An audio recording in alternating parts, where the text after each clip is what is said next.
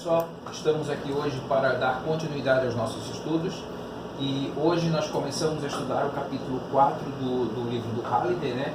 Onde o movimento agora ele passa a ser analisado em 2 e 3 dimensões. Quando nós analisamos nos capítulos 1 e 2 o movimento unidimensional, a gente usava a posição x de t igual a xi mais v0it mais at ao quadrado sobre 2, por exemplo, no movimento retilíneo uniforme, uniformemente variado. Só que agora a nossa posição ela passa a ter uma componente na direção x, uma componente na direção y e uma componente na direção z. Então quer dizer que a nossa posição agora ela passa a ser um vetor. Então agora nós falamos em um vetor posição, tá? Da mesma forma que nós temos um vetor posição, nós passamos a ter um vetor deslocamento. Então esse vetor deslocamento eu passo a ter as mesmas definições anteriores. Eu tenho uma posição inicial, eu tenho uma posição final e o meu vetor deslocamento vai ser o vetor posição final menos o vetor posição inicial. Faltou um vetorzinho aqui em cima aqui do meu R1, tá? Quando eu vou calcular o ΔR, então, olha só o que acontece. Eu vou ter x2 na posição, na direção I, mais y2 na direção J, mais z2 na direção K, menos x1 na direção I, y1 na direção J e z1 na direção K. Quando eu faço essa subtração, e pensando vetor unitário com vetor unitário, né? Então fica x2 menos x1, y2 menos y1, z2 menos z1. Ou seja, o meu ΔR vai ser uma variação x na direção I, uma variação y na direção j e uma variação z na direção k. Okay? Quando eu vejo o exemplo 4.01, lá da página 64 do nosso livro texto, ele fala do movimento de um coelho. Então ele diz o seguinte: um coelho atravessa um estacionamento no qual, por alguma razão, um conjunto de eixos coordenados foi desenhado. As coordenadas da posição do coelho em metros, em função do tempo em segundos, são dadas por. Então, olha só, eu tenho um movimento bidimensional, então eu tenho uma posição x do coelho à medida com que o tempo passa, tá? E uma posição y para o meu coelho à medida com que o tempo passa. Ou seja, se eu substituir, sei lá, por exemplo, aqui 10 segundos aqui e 10 segundos aqui, eu vou encontrar no meu plano XY onde que o coelho vai estar na posição X daqui a 10 segundos e simultaneamente na posição Y daqui a também a 10 segundos. Então, a questão da continuidade, e ele pede no instante 15 segundos qual é o vetor posição R do coelho na notação dos vetores unitários, na notação módulo ângulo. Então, para eu calcular nos vetores unitários, eu tenho que saber qual é a posição x do meu coelho daqui a 15 segundos. Então o que a gente faz? A gente pega essa minha equação aqui, que ele forneceu, menos 0,31t ao quadrado, mais 7,2t mais 28, e no lugar do t eu substituo o meu 15. Então ao fazer essa substituição eu encontro que no eixo x, daqui a 15 segundos, o meu coelho vai estar na posição 66 metros. Preciso fazer algo semelhante na direção y, porque agora nós não estamos trabalhando única e exclusivamente numa posição, num eixo unidimensional, só no eixo x ou só no eixo y. Nós estamos trabalhando simultaneamente com o eixo x e com o eixo y. Então, nesse caso aqui, quem que vai ser o meu RY? Eu vou pegar aquela minha equação lá, 0,22t ao quadrado menos 9,1t mais 30, e no lugar desse t eu também vou substituir o 15. Fazendo essa substituição, eu vou encontrar que o meu RY vai ser menos 57 metros. Fazendo isso nos vetores unitários, então eu vou ter R igual a posição dele na direção X, tá? No caso, os 66 metros que eu calculei, coloquei aqui, menos os 57 metros que estão na direção Y, que é no vetor unitário J. Tá? Bom, mas ele não quer apenas isso, ele quer que você também forneça essa posição na notação módulo ângulo. Bom, para eu saber o módulo ângulo, eu tenho que pensar o seguinte, ó, na direção X ele andou 66 metros, na direção Y ele andou menos 57 metros, então o meu vetor posição ele une a origem dos eixos x, y com o encontro aqui da posição, o 66 de x, com menos 57 dy, certo? Então, para eu encontrar esse módulo do vetor posição, eu vou fazer aqui ó, um triângulo retângulo, aplicar o teorema de Pitágoras, que está aqui. Então, o r ao quadrado vai ser o rx ao quadrado mais o ry ao quadrado. Resolvendo isso, eu encontrei o módulo do r, que é 87 metros. Agora eu preciso encontrar a orientação. Por exemplo, eu coloquei aqui esse ângulo θ, tá? Então, quem que é esse ângulo θ? Então, eu peguei aqui esse triângulo, tá? E para encontrar ele, eu apliquei a tangente. Então, a tangente vai ser o cateto oposto, que é essa distância, menos 57, sobre o cateto adjacente, que é essa distância aqui, que é o 63.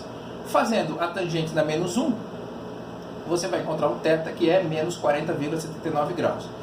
Então, olha só, eu preciso saber como informar isso. Numa avaliação, por exemplo, se você me coloca isso daqui com esse desenho, tá, e esse módulo, eu já fico contente. Mas agora, como passar essa informação para frente? Então, a orientação dele vai ser 40,79 graus, tá, com o eixo x, mas no sentido horário.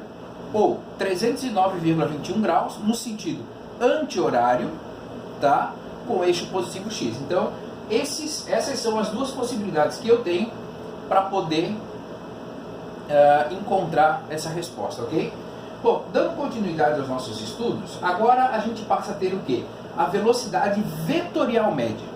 O que antes era só velocidade média, eu tinha um deslocamento por um intervalo de tempo. Essa velocidade média, ela poderia me caracterizar um movimento tanto progressivo quanto um movimento retrógrado. Só que agora, essa velocidade vetorial média, eu vou estar trabalhando com ela nos três eixos, x, y e z. Então, a minha velocidade vetorial média vai ser uma velocidade média na direção x, tá? Aqui está associado ao y, uma velocidade média na direção y e uma velocidade média na direção k.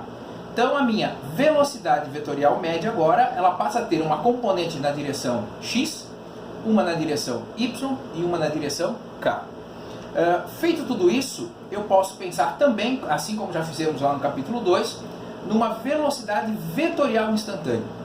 A velocidade vetorial instantânea, eu vou ter o quê? A derivada da posição em função do tempo. Então, quer dizer que fazendo a derivada, eu vou chegar a um instante de tempo específico, e nesse instante de tempo específico eu vou saber qual é a velocidade dele naquele momento, como eu coloquei aqui, ó. Então eu vou ter um dx dt, um dy dt, um dz dt. Então quer dizer que eu vou ter uma velocidade instantânea na direção x, uma velocidade instantânea na direção y e uma velocidade instantânea na direção z, que vão me caracterizar a velocidade naquele instante, naquele ponto lá onde eu quero estar analisando, ok? Seria mais ou menos assim, ó. Então, eu tenho aqui o eixo y, o eixo x, posição 1, que é a minha posição inicial, posição 2, que é a minha posição final. O meu deslocamento vetorial, o meu ΔR, vai ser essa reta que une o ponto 1 ao ponto 2, tá? Quando eu paro para pensar na posição em específico, então a velocidade instantânea, ela vai estar associada a tangente à reta naquele ponto, ok? Enquanto que aqui a minha velocidade vetorial média vai ser esse vetor posição dividida pelo tempo que ele andou, certo? Dessa forma agora, nós podemos pensar no problema 4.02 que está lá na página 68. O problema 4.02 da página 68, ele ainda nos remete à questão do coelho, tá? Então ele diz o seguinte: determine a velocidade v no instante 15 segundos do coelho do exemplo anterior, tá? Então, olha só, nós tínhamos lá para o nosso coelho, no exemplo 4.01, a posição dele na direção x. Então, na posição x ele era menos 0,31t ao quadrado mais 7,2t mais 28. Se eu quero saber a velocidade dele na direção x, então eu vou fazer a derivada dessa função aqui em relação ao tempo, ou seja, o d dt dessa função toda colocada aqui dentro. Fazendo a derivada daquela função, o que acontece? T ao quadrado, esse 2 vem para frente, 0,31 vezes 2 vai dar 0,62 vezes t. Esse 2 aqui menos 1 fica só 1 aqui em cima, a derivada do t é 1 e a derivada da constante é 0. Então eu encontrei uma função para a velocidade Vx nesse instante, para esse movimento do coelho. Da mesma forma, eu vou fazer lá para o meu movimento na direção y. Então eu tenho a minha função y, que foi dada lá no item, na questão, no exemplo 4.01, e agora eu tenho que o meu vy vai ser quem? O dy dt e a derivada daquela função. Fazendo exatamente aqui de maneira análoga ao x, eu chego que o meu vy vai ser quem? 0,44t menos 9,1. Tendo feito isso, olha só o que acontece. A minha velocidade, ela passou a ter uma componente x na direção y, mais uma componente y na direção j. Como ele quer que seja, que ele quer descobrir a velocidade no instante t igual a 15 segundos, então o que acontece? Eu vou colocar esse tempo, 15 segundos, aqui, para poder encontrar quanto que vale a velocidade na direção y, e vou colocar aqui o 15 para descobrir quanto que vale a velocidade na direção j. Tentando equacionar isso, pensando numa velocidade y, numa velocidade j, olha só o que acontece. Então, a velocidade x, eu tenho aqui menos 2,1, a velocidade y, eu tenho aqui menos 2,5, então o meu vetor velocidade no instante 15 segundos é esse aqui, 15 segundos é esse aqui. Bom, a gente sabia que no instante 15 segundos, ele estava a 66 metros da origem do eixo x e a menos 57 metros na direção y. Então, encontrando aqui o vetor posição, trazendo esse vetor aqui para cá, eu sei que no instante 15 segundos ele está nessa posição aqui e com esse vetor velocidade, tá? Então, isso é a solução do meu problema 4.02. Da mesma forma agora, nós temos a aceleração vetorial média. A aceleração vetorial média, a aceleração média, como vimos lá no capítulo 2, nós tínhamos a variação da velocidade em função do tempo. A aceleração vetorial, perceba que agora tem um vetorzinho aqui em cima indicando que eu preciso me preocupar com a direção x, y, z. Eu vou ter o vetor 2 menos o vetor 1. Esse vetor 2 menos o vetor 1, a velocidade 2 e a velocidade 1, vai dar quem? Uma variação de velocidade vetorial, dividida pelo tempo, tá? Então, a aceleração instantânea, então dessa forma aqui, a minha variação de velocidade vetorial sobre o tempo vai me dar a minha aceleração média. Se eu quero encontrar a aceleração instantânea, eu vou precisar nesse momento fazer o quê? A aceleração vetorial fazendo eu vou encontrar a aceleração instantânea fazendo a derivada da velocidade em função do tempo. Lembrando que essa velocidade aqui vai ser a velocidade que ela vai ter ao longo do tempo. Então eu vou ter uma equação do formato x, y, z para poder encontrar. De maneira análoga, como já encontramos a velocidade vetorial instantânea, a aceleração vetorial instantânea eu vou ter o quê? A derivada do Vx, que vai me dar uma aceleração x, a derivada do Vy, que vai me dar uma aceleração y, e a derivada do Vz, que vai me dar uma aceleração na direção z. Então, para verificar como o vetor aceleração instantânea está agindo sobre o objeto, faço exatamente como o final do exercício 4.02 feito anteriormente. Então, por exemplo, aqui eu tinha a posição dele, eu tinha a velocidade dele, e agora eu teria também nesse ponto aqui a aceleração, para permitir avaliar o que está acontecendo com a velocidade naquele momento. Está aumentando? Está diminuindo? Está mudando de direção? Então, todos esses detalhes aí a gente pode avaliar nesse quesito, ok? Bom, dando continuidade, eu tenho aqui o exemplo 4.03, que está lá na página 70, tá? Que também vai fazer referência ao movimento lá do coelho. Então, ele pede assim: determine a aceleração A no instante t igual a 15 segundos do coelho dos exemplos anteriores. Então, agora o que acontece? Eu tenho que calcular qual que vai ser a aceleração, tá, no instante 15 segundos, ok? Então, dessa forma, o que eu tenho? Para eu calcular a minha aceleração, eu vou precisar fazer a derivada da velocidade x no instante t, para saber a componente da aceleração na direção x.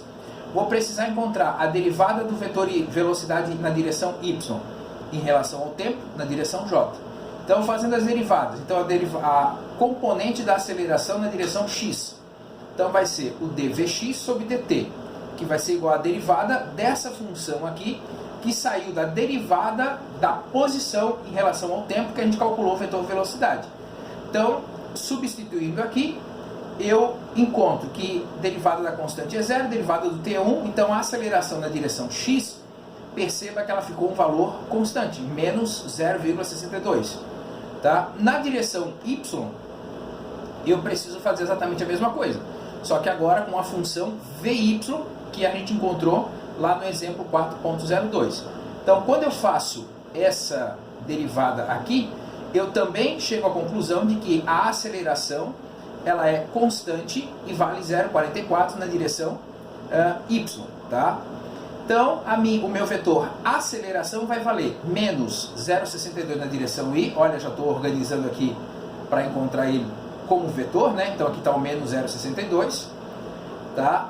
E aqui eu tenho na direção j, uma aceleração de mais 0,44. Então, esse daqui é o vetor aceleração que vai atuar ao longo de todo o meu movimento do coelho, já que esse valor x da aceleração e o valor y da aceleração, eles são constantes, eles não mudam. Então, não interessa onde que o coelho está. Por exemplo, aqui tem uma função lá, um gráfico da posição do coelho. Em todos esses instantes aqui, que é a posição do coelho ao longo do tempo, no eixo y e no eixo x, a minha aceleração ela vai ter exatamente essa característica aqui. Ok, pessoal? Por enquanto é só. Valeu!